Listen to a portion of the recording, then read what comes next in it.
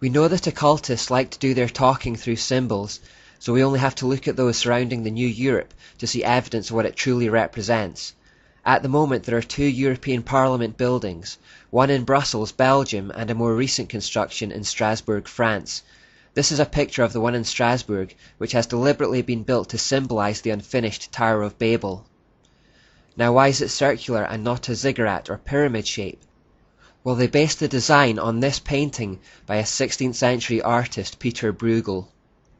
So although the painting is inaccurate and consequently the design of the building is inaccurate, the intent behind it is clear to see. This is the poster that announced the completion of the Strasbourg Tower in 1999. As you can see, they didn't even try to hide the fact that it was based on the Tower of Babel, as they used a representation of the original painting in the poster rather than a photo of the actual building. This poster was actually banned after it caused so much controversy. The slogan at the bottom right reads, "Many tongues, one voice." Remember that God scattered people with different languages to stop them constructing their satanic system and their satanic tower. Well, here they explicitly reveal the intention to reverse what God did at the original Tower of Babel and to reconvene in unified defiance of God. It has taken several millennia for Satan to achieve this reversal, but in modern-day Europe, and indeed in the whole world, there is now a dominant international language of English that the vast majority understand. This allows cooperation between nations that had been impossible since Genesis 11. You may also notice that there are 12 stars around the top of the tower in the poster. The EU flag is a circle of 12 stars, but notice that these particular stars are inverted. We know that inverted pentagrams represent Satan as the horned god Baphomet. So we have openly satanic symbols not only alongside, but encircling and hovering over the new Parliament building. This is symbolic of Satan's position of authority in the European system. Here is the actual EU flag. The European flag was itself designed by a devout Catholic, Arsène Heitz, who was inspired by the halo of 12 stars that often encircles Mary's head in Catholic pictures. Pope John Paul dedicated the continent of Europe to Mary, and his successor Pope Benedict XVI made the unification of Europe under Mary's Catholicism the primary goal of his papacy. Because the Catholic Mary is none other than the ancient demonic deity Asherah, they were dedicating the European Union to her spiritual rule. One thing I've also noticed recently about the EU flag is that they've started stylizing it into an all-seeing eye symbol at various events. The circle of stars becomes the center of the eye, and the lines above and below act as the lids. The national anthem for the European Union is Ode to Joy. The lyrics were written by Friedrich Schiller, and the poetic translation of the German goes as follows. Joyful spark of hope and glory, unity with the divine, drunken under fire goddess, we approach thy holy shrine. Thy magic shall unite forever those nations which were not. Every mortal becomes one, and your rule shall not be forgot. So the national anthem of Europe is therefore an anthem to Asherah that talks about bringing everyone into unity with the divine so that we may become as gods ourselves. It talks about entering the shrine of the pagan goddess with drunkenness and being united by the power of magic and fire. This is deeply wicked stuff. Within the main chamber of the Strasbourg unfinished tower building there are 679 seats. They have all been filled except one which currently lies empty, the 666th one. And now to the crux of the matter. One of the first things I did in this series was to draw a line from Genesis 11 that talked about a literal Babylon to Revelation 17 that talked about Mystery Babylon as the mother of all prostitutes, the fountainhead of evil. My goal throughout this whole series in a way has been to show the link between those 2 points. So we can now go to Revelation 17 and it should start to make a lot of sense. Come with me, he said, and I will show you the judgment that is going to come on the great prostitute who rules over many waters. The kings of the world have committed adultery with her, and the people who belong to this world have been made drunk by the wine of her immorality. So the angel took me in the spirit into the wilderness. There I saw a woman sitting on a scarlet beast that had 7 heads and 10 horns, and blasphemies against God were written all over it. The woman wore purple and scarlet clothing and beautiful jewellery made of gold and precious gems and pearls. In her hand she held a gold goblet full of obscenities and the impurities of her immorality. A mysterious name was written on her forehead: Babylon the Great, mother of all prostitutes and obscenities in the world. I could see that she was drunk with the blood of God's holy people who were witnesses for Jesus. I stared at her in complete amazement. The woman, as we know, is the goddess who is the embodiment of this false religious system that started back in Babylon.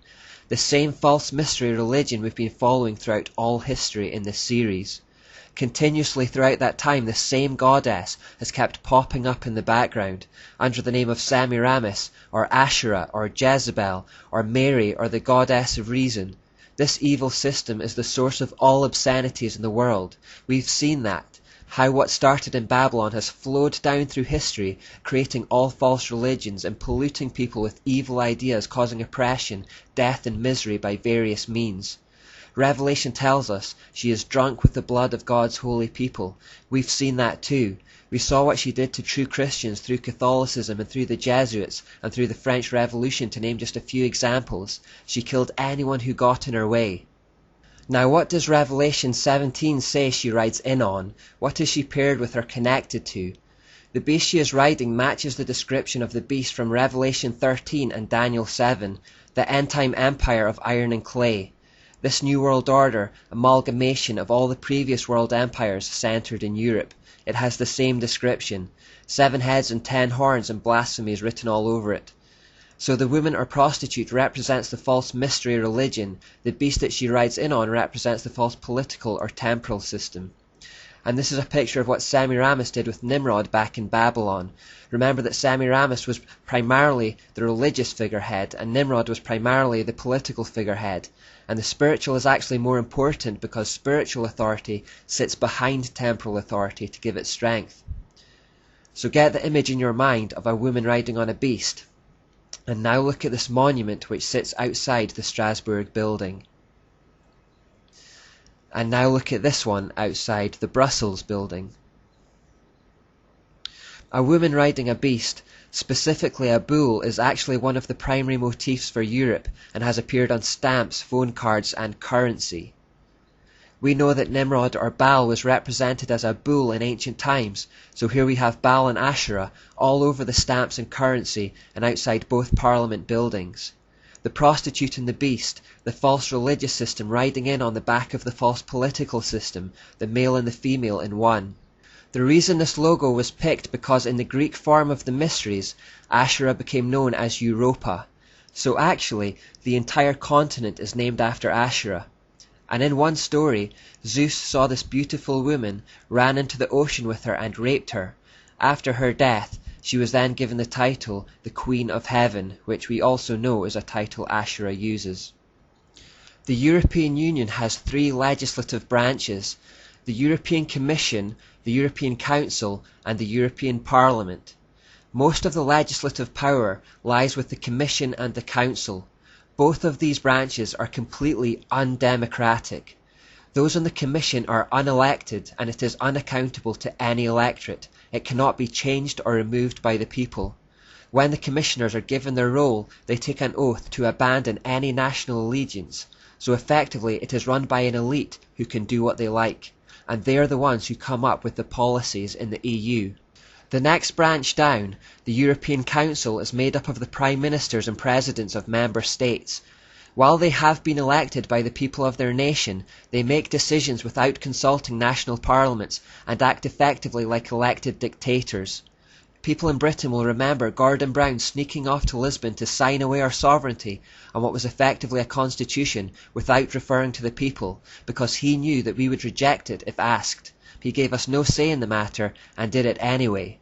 All these national leaders don't get to create policies, they only vote on policies handed down to them by the Commission, that is, the unelected elite at the top. The third branch, the European Parliament, is the only branch with any democratic principles at all, but it has very little power by comparison with the other 2. Every year, countries hand over more and more of their national sovereignty to the centralised dictatorship. Here in Britain, we've had several examples recently of Europe imposing law changes on our country by people none of us voted for and who none of us know or want. Our politicians carry on regardless.